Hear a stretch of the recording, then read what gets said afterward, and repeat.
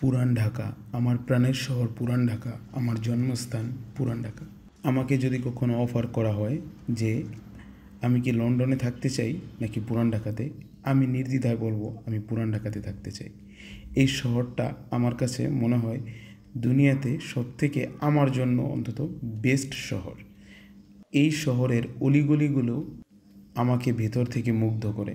এই গলিগুলো একে অপরের সাথে এরকমভাবে মিশে আছে যে নতুন কেউ যদি এই গলিতে প্রথম ঢোকে তাহলে সে খুব সহজেই এই গলির ভিতরে হারিয়ে যাবে। এই গলিগুলোর ভিতরে হাঁটতে হাঁটতেই চোখে পড়ে অনেক পুরনো বিল্ডিং, মসজিদ এবং মন্দির, আর কোথাও কোথাও ছোটোখাটো বাজার। পুরো বাংলাদেশের 64 জেলার সংস্কৃতির একটা মিশ্রণ এখানে পাওয়া যায়। শহরের পুরনো বিল্ডিং, মসজিদ, মন্দিরগুলোই এই শহরের ইতিহাস ধরে রাখে। এই কারণেই পুরান ঢাকা আলাদা।